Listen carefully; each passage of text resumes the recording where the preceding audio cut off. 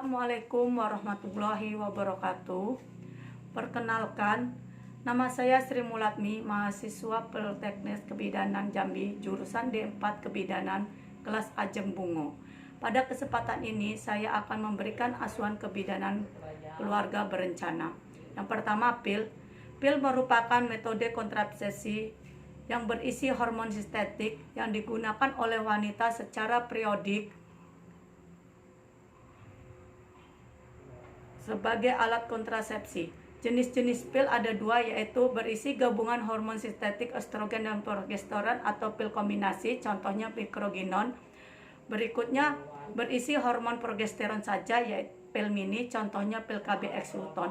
Cara kerja pil yaitu menekan ovulasi yang akan mencegah pematangan sel telur atau ovum dari pelepasan indung telur, mengentalkan lendir mulut rahim sehingga sel mani tidak mudah masuk ke dalam rahim. Berikutnya, mencegah endometrium tidak siap menerima implantasi. Efek samping pil yaitu gangguan siklus haid, tekanan darah tinggi, berat badan naik, jerawat, bercak-bercak coklat kehitaman pada wajah, produksi ASI berkurang, varises, pusing, mual. Pil kombinasi dapat digunakan antara hari pertama sampai hari kelima menstruasi. Pil kombinasi dapat juga digunakan pada waktu lainnya apabila dapat dipastikan wanita tersebut tidak hamil. Apabila digunakan pada hari kelima menstruasi, maka selama 7 hari berikutnya harus menghindari hubungan seksual. Kapan pil KB dapat digunakan? Pertama, pada saat masih menstruasi. Yang kedua, pada saat tidak menstruasi. Yang ketiga, pasca persalinan dengan menyusui. Yang keempat, pasca persalinan dan tidak menyusui. Kelima, pasca keguguran. Keenam, ganti cara dari metode hormonal yang lain. Dan yang ketujuh, ganti cara dari metode kontrasepsi non-hormonal. Manfaat pil itu tersebut yaitu memiliki efektivitas yang tinggi bila digunakan setiap hari, resiko terhadap kesehatan sangat kecil, tidak mengganggu hubungan seksual, siklus haid menjadi teratur, dapat digunakan jangka panjang, dapat digunakan sebagai kontrasepsi darurat, dan kembali kesuburan cepat. Yang berikutnya, kondom. Kondom yaitu suatu sarung karet yang tipis berwarna atau tidak berwarna, dipakai untuk melindungi batang penis sewaktu melakukan hubungan seksual. Jenis-jenis kondom ada 3, yaitu terbuat dari latex, contohnya sutra, terbuat dari bahan plastik atau vinil, dan yang ketiga terbuat dari bahan alami, kulit atau usus domba. Cara kerjanya yaitu mencegah sperma bertemu dengan ovum pada waktu bersenggama. Efek samping atau komplikasi kondom yaitu kondom rusak, robek atau bocor, iritasi lokal pada penis atau reaksi alergi ini jarang. Mengurangi kenikmatan senggama dan iritasi vagina. Manfaat dari kondom yaitu efektif bila digunakan dengan benar, tidak mengganggu produksi ASI, tidak mengganggu kesehatan pasien, murah dan dapat dibeli secara umum, tidak perlu resep dokter. Yang ketiga, suntikan. Suntikan yaitu kontrasepsi berupa cairan yang berisi hanya hormon progesteron, disuntikan ke dalam tubuh wanita secara periodik.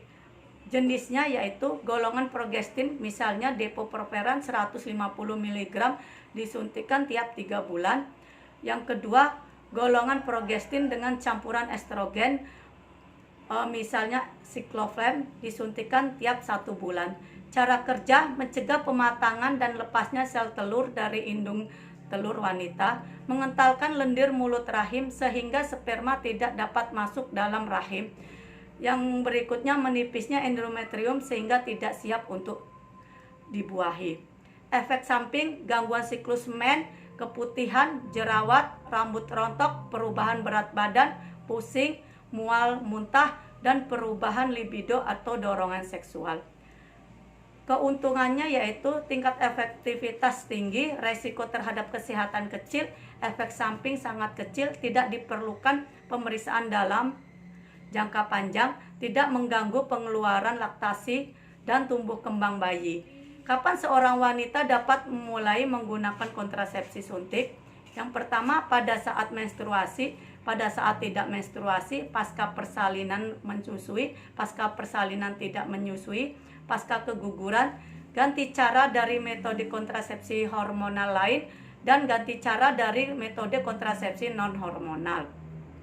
Suntik ulang yang terlambat, apabila suntik ulangan tidak dapat diberikan dengan jadwal yang sudah ditentukan, suntikan ulang dapat diberikan pada masa 7 hari pertama sesudah jadwal tersebut.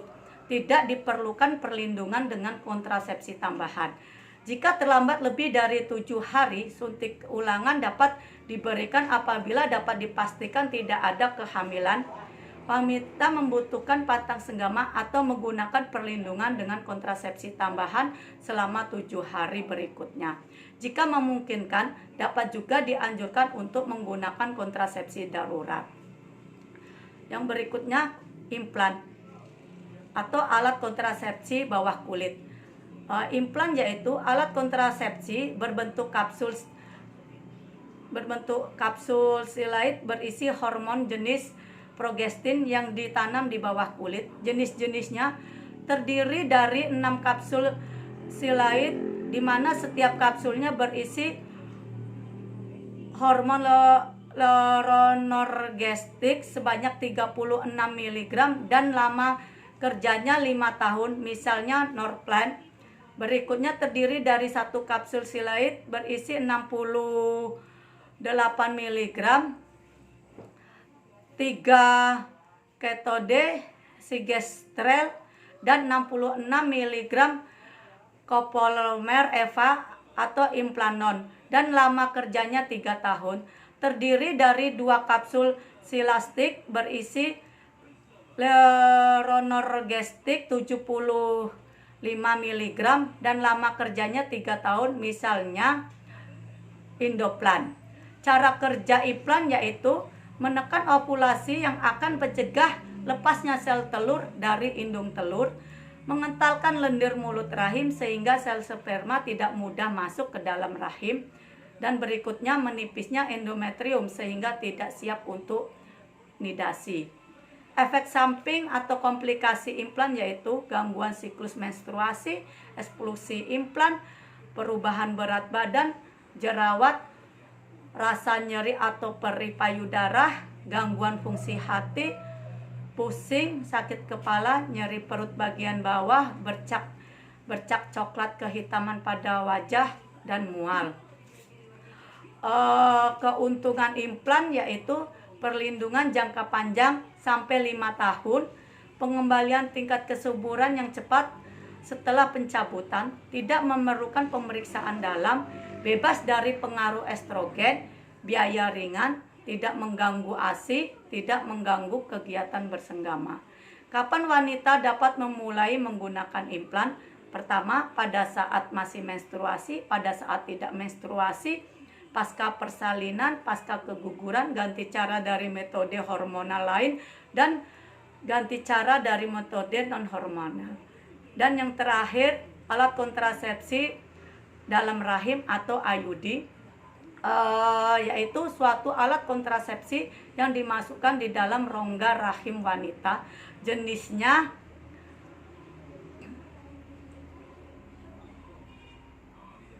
satu yang dari plastik atau misalnya lever loop, yang kedua mengandung tembaga misalnya Novate.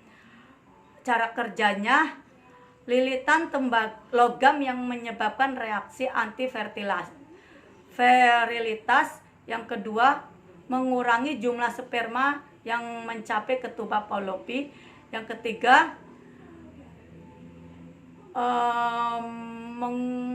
menonaktifkan sperma. Dan yang keempat, mencegah terjadinya pembuahan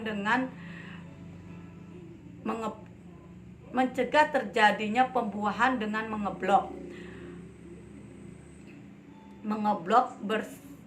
mengeblok bersatunya ovum dan sperma. Efek samping dari IUD yaitu gangguan perdarahan, infeksi, keputihan, ekspulsi alat kontrasepsi dalam rahim atau IUD, rasa mual nyeri, kram perut bagian bawah, rasa nyeri pada alat kelamin suami. Keuntungan dari IUD yaitu efektif dengan proteksi jangka panjang, tidak pengaruh terhadap ASI, efek samping sangat kecil, kesuburan segera kembali setelah IUD diangkat dan tidak mengganggu hubungan suami istri.